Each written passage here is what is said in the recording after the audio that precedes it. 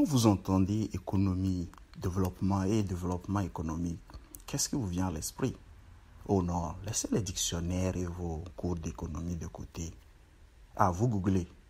Pas nécessaire. Regardez juste autour de vous dans votre communauté. Toujours rien? Suivons ensemble cette illustration pour simplifier notre compréhension. Il était une fois un petit village de chasseurs et cultivateurs, isolé du reste du monde, appelons-le Wakanda. Les habitants y vivaient en harmonie et totale collaboration. Chaque cultivateur s'adonnait à une ou plusieurs cultures de denrées alimentaires. Pour vivre au quotidien, les habitants échangeaient leurs produits, viande contre mil, igname contre épices. Ce processus était connu sous le nom de troc. N'était rien d'autre que des transactions répétées entre les habitants. Transactions répétées qui permettaient la circulation de biens et services dans le village isolé. Au fur des années, les besoins et défis des habitants augmentaient. Alors, l'augmentation de la population aboutit à la création de notre village, le Gondwana. Ainsi, grandissait la machine de transaction. Les habitants décidèrent de trouver un instrument commun de paiement de leurs transactions, afin d'assurer le transport ou la circulation des biens et services. L'argent ou la monnaie est devenu l'outil idéal. La monnaie est pour une économie ce que le sang est pour le corps humain. Sans le sang, aucune distribution ne s'opérera dans notre corps. Donc, sans la monnaie, aucun bien ou service ne circulerait. Vous comprenez alors que la monnaie est vitale pour toute économie. Ainsi, les premières monnaies furent créées entre ces villages pour faciliter la circulation des biens et services d'une région à une autre. Chaque transaction avait une correspondance en monétaire, soit en objets de valeur ou métaux précieux.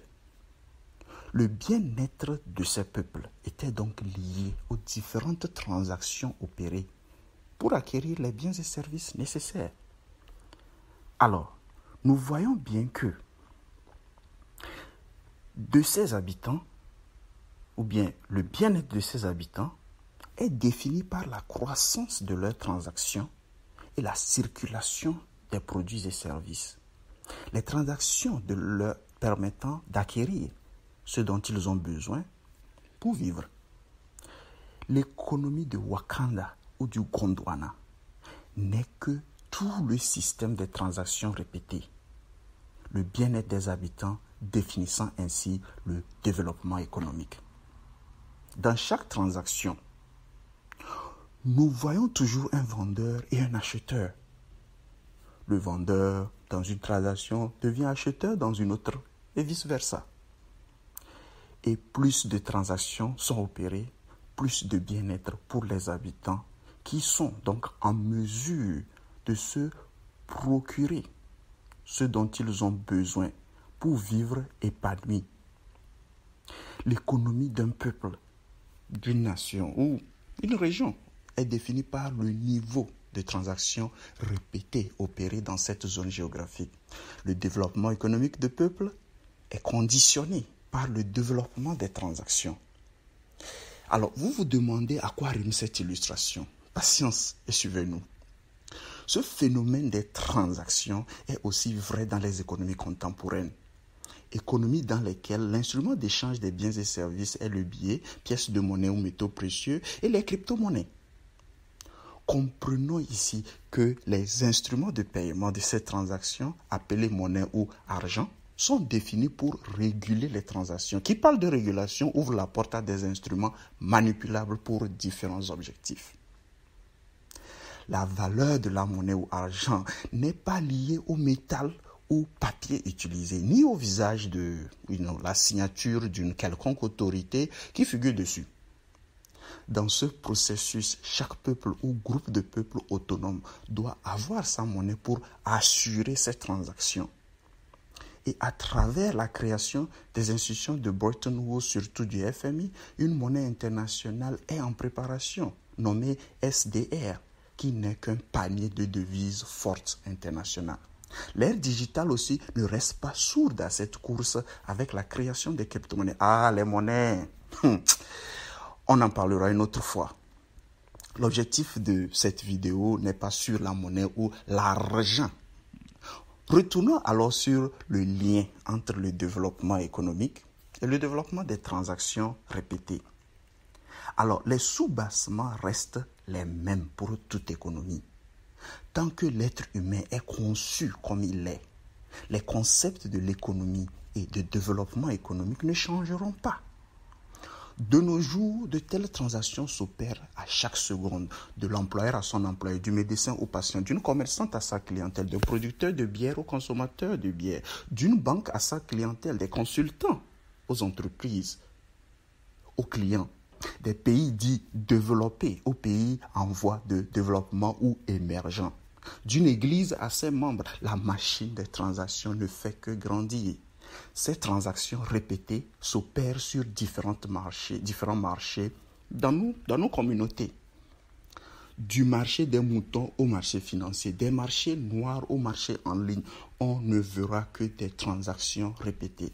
Quel que soit le pays ou la région, plus les transactions se développent, plus cela affecte le niveau du bien-être des habitants. Nous voyons ici que l'économie n'est qu'un effet de boule de neige, de transactions répétées. Ces transactions sont liées à nos besoins humains, à notre nature d'être vivant. L'être humain est équipé naturellement à trouver solution à ses besoins. Alors, je suis sûr, on peut se demander comment créer plus de transactions dans un pays, dans une région. Rappelons-nous du village isolé de Wakanda, grandi, expandu par le village du Gondwana. Tout a commencé avec les besoins et désirs de ses habitants. Les besoins et désirs autour de nous sont le point de départ de la naissance des transactions répétées. Supposons que les déchets plastiques nous encombrent dans nos milieux de vie.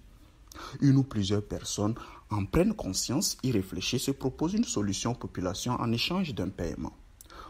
Ou le besoin d'un système intégré de gestion des petites et moyennes entreprises qui amènent un groupe de jeunes programmeurs regroupés au sein de SoftDevSal à concevoir des logiciels sur mesure, logiciels adaptés aux besoins locaux en Afrique, dont certains sont utilisés aujourd'hui par les distributeurs du groupe Castel, Vital ou Voltic.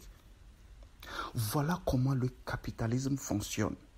Défi de société, offre de solutions. La fausse image du capitalisme qui se résume à l'argent et l'accumulation de richesses au détriment du bien-être n'est pas le sous-bassement du capitalisme. Il a été toujours issu de la découverte d'un problème ou besoin dans la communauté et l'offre de solutions à ce défi communautaire. Le capitalisme est le moteur du développement des transactions. Donc, de ces besoins et désirs naîtront plusieurs transactions d'une circulation de monnaie.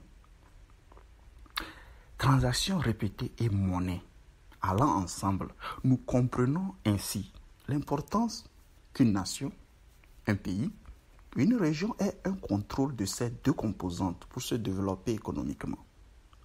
La question qui s'ensuit, c'est comment augmenter ces transactions pour augmenter le niveau économique afin d'atteindre un développement économique qui sous-entend le développement du bien-être du peuple.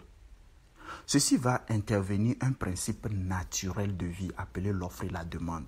Nous reviendrons dans une autre vidéo sur ce concept clé dans toute économie nationale, régionale ou internationale. Alors, que le citoyen lambda comprenne que l'économie n'est qu'un ensemble de transactions répétées et le développement de ces transactions répétées devant assurer le bien-être des habitants, donc le développement économique. Alors, cette vidéo était juste pour donner une idée sur les thèmes d'économie et le développement économique. Alors, à nous de prendre des actions pour développer plus de transactions dans nos communautés, trouver des solutions communautaires et ne pas garder les choses pour soi. Soutenons et protégeons par tout moyen les serviteurs de nations qui voient et apportent des solutions pour soutenir les transactions répétées. Dans chaque transaction, nous devons penser réciprocité ou gagnant-gagnant pour un développement durable. Nous sommes tous coupables si nous continuons prioritairement toujours à compter sur les dons ou l'aide au développement pour se développer.